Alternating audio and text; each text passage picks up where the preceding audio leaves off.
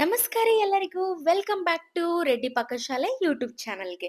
ಹೆಂಗದಿರಿ? I hope ನೀವೆಲ್ಲ ಭಾಳ ಆರಾಮದಿರಿ ಅಂತ ಅನ್ಕೊಂಡಿನಿ.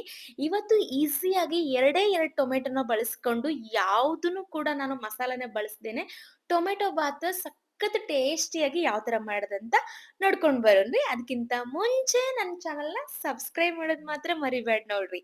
ಇನ್ನು ಇಲ್ಲಿ ಮೊದಲಿಗೆ ಬೇಕಾಗಿರುವಂತ ಇಂಗ್ರೀಡಿಯೆಂಟ್ಸ್ ಯಾವ್ದಂತ ಅಂದ್ರೆ ಒಂದ್ ಗ್ಲಾಸ್ ಅಷ್ಟು ಅಕ್ಕಿನ ನೆನೆ ಹಾಕೊಂಡು ಇಟ್ಕೊಂಡಿದೀನಿ. ಅಂದ್ರೆ ತೊಳೆದು ನೀರಾಕಿ ಇಟ್ಕೊಂಡಿದೀನಿ.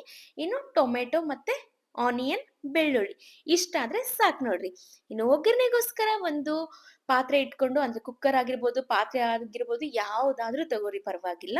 ಇನ್ನು ಅದಕ್ಕೆ ಎಣ್ಣೆ ಕಾದಾದ್ಮೇಲೆ ಜೀರಿಗೆ, ಸಾಸಿವೆ, ಕರಿಬೇವು ಮತ್ತೆ ಆನಿಯನ್ ಏನದಲ್ರಿ ಚಂದಾಗಿ ಫ್ರೈ ಮಾಡ್ಕೊಂಡ್ರೆ ಮಾತ್ರ ಯಾವುದೇ ರೈಸ್ ಆಗ್ಲಿ ಟೇಸ್ಟಿಯಾಗಿ ಬರ್ತದ ನೋಡ್ರಿ.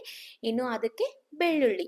ಇಲ್ಲಿ ನಾನು ಶುಂಠಿ ಸಹ ಬಳಸಿಲ್ಲ. ಜಸ್ಟ್ ಬೆಳ್ಳುಳ್ಳಿನ ಬಳಸ್ಕೊಂಡು ಮನಿಯೊಳಗ್ ಏನ್ ಕಡಿಮೆ ಇದ್ರೂ ಕೂಡ ನಾವು ಟೇಸ್ಟಿಯಾಗಿ ಮಾಡ್ಕೋಬಹುದು. ಆ ತರ ಇವತ್ತು ಟೊಮೆಟೊ ಬಾತ್ ಹೇಳ್ಕೊಡತೀನಿ ನೋಡ್ರಿ. ಸಾರಿ ಹೇಳ್ಕೊಡಕತ್ತಿಲ್ರಿ. ನಾ ಮಾಡಿ ನಿಮ್ಗೆ ತೋರ್ಸಾಕತ್ತೀನಿ. ನೀವು ಕೂಡ ಒಂದ್ಸತಿ ಟ್ರೈ ಮಾಡ್ರಿ. ಇನ್ನು 2 ಟೊಮೆಟೊನ ಪೂರ್ತಿಯಾಗಿ ಕಟ್ ಮಾಡಿ ಇಟ್ಕೊಂಡಿದ್ದೀನಿ ನೋಡ್ರಿ.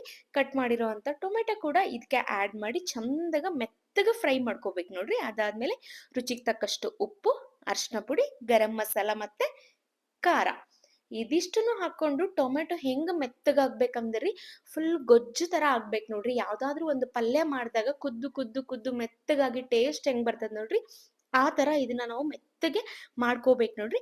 ಇನ್ನು ಸ್ಪೂನ್ ಸಹಾಯದಿಂದ ನಾನು ಇನ್ನಷ್ಟು ಅದನ್ನ ಸ್ಮ್ಯಾಶ್ ಮಾಡ್ತಾ ಇದೀನಿ ನೋಡ್ರಿ.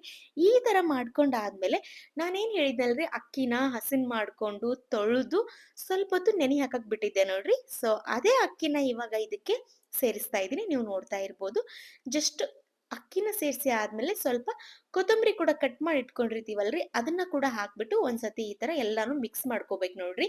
ಅಂದ್ರೆ ಗೊಜ್ಜು, ಆಮೇಲೆ ಅಕ್ಕಿ, ಆಮೇಲೆ ಮತ್ತೆ ಇನ್ನೊಂದು ಕೊತ್ತಂಬರಿ ಇದಿಷ್ಟು ಕ್ಲೀನ್ ಆಗಿ ಮಿಕ್ಸ್ ಮಾಡ್ಕೊಂಡಾದ್ಮೇಲೆ ಆದಷ್ಟು ನೀರ್ನ ಕಡಿಮೆ ಹಾಕೊಂತೀನ್ರಿ. ಯಾಕಪ್ಪ ಅಂತ ಅಂದ್ರ ಆಲ್ರೆಡಿ ಅಕ್ಕಿ ಒಂದು ಮಿನಿಮಮ್ 20 ಮಿನಿಟ್ಸ್ ಆದ್ರೂ ನಾನು ನೆನೆ ಇಟ್ಕೊಂಡ್ಬಿಟ್ಟಿದ್ದೆ ರೀ. ಸೊ ಹಂಗಾಗಿ 1 ಗ್ಲಾಸ್‌ನೂ ಆಗಿರ್ಲಿಲ್ಲ ಅಕ್ಕಿ. ಸ್ವಲ್ಪ ಒಂದ್ ಗ್ಲಾಸ್‌ಗೆ 75% ಅಂತೀವಲ್ರಿ, ಅಷ್ಟೇ ಅಕ್ಕಿ ತಗೊಂಡಿದ್ದೆ. ಸೊ ಅದಕ್ಕೆ 1 ಗ್ಲಾಸ್ ಅಷ್ಟು ನೀರ್ ಹಾಕಿ ಇವಾಗ ಇದನ್ನ ಕುದಿಸ್ತಾ ಇದೀನಿ ನೋಡ್ರಿ. ಯಾವುದೇ ನಾವು ರೈಸ್ ಐಟಮ್‌ನ ಬಾತ್ ಆಗಿರ್ಬೋದು, ಪುಲಾವ್ ಆಗಿರ್ಬೋದು ಏನೇ ಮಾಡ್ತೀವಂತ ಅಂದ್ರೂನು ಕುಕ್ಕರ್ ಲಿಡ್‌ನ ನಾವು ಈ ತರ ಫುಲ್ಲು ಕುದಿಯೋ ತನಕನು ಕ್ಲೋಸ್ ಮಾಡ್ಬಾರ್ದು ನೋಡ್ರಿ. ಸಪೋಸ್ ನಾವು ಹಂಗೆ ನೀರ್ ಹಾಕಿದ ತಕ್ಷಣ ಕ್ಲೋಸ್ ಮಾಡಿದ್ರೆ ಅದ್ರೊಳಗಿರುವಂತ ಮಸಾಲ ಎಲ್ಲ ಒಂದೇ ಕಡೆ ಸ್ಟೋರ್ ಆಗೋ ಚಾನ್ಸಸ್ ಜಾಸ್ತಿ ಇರ್ತದ್ರಿ. ಸೊ ಹಂಗಾಗಿ ಕುದಿಯೋ ತನಕ ಬಿಟ್ಟು ಕುದ್ಮೇಲೆ ಫುಲ್ಲು ನೀರು ಚಟಪಟ ಅಂತ ಹೋದಾಡ್ತಿರ್ತದ ನೋಡ್ರಿ. ಆ ಟೈಮಲ್ಲಿ ಲಿಡ್‌ನ ಕ್ಲೋಸ್ ಮಾಡಿ ಒಂದ್ 2ರಿಂದ 3 ವಿಸ್ಲ ಹಾಕ್ಸ್ಬಿಟ್ರೆ ಇವಾಗೇನ್ ರೈಸ್ ಅದಲ್ರಿ ಟೊಮೆಟೊ ಬಾತ್ ರೆಡಿ ಆಗೇತ್ ನೋಡ್ರಿ. ಸೊ ಹಿಂಗ್ ರೆಡಿ ಆಗೇತ್ ನೋಡ್ರಿ. ಇನ್ನು ಇದನ್ನ ಇವಾಗ ನಾನು ಒಂದೊಳ್ಳೆ ಚಟ್ನಿ ಮಾಡಿ, ಶೇಂಗಾ ಚಟ್ನಿ ಮಾಡಿ ಅದ್ರ ಜೊತೆಗೆ ಸರ್ವ್ ಮಾಡತ್ತೀನಿ ನೋಡ್ರಿ.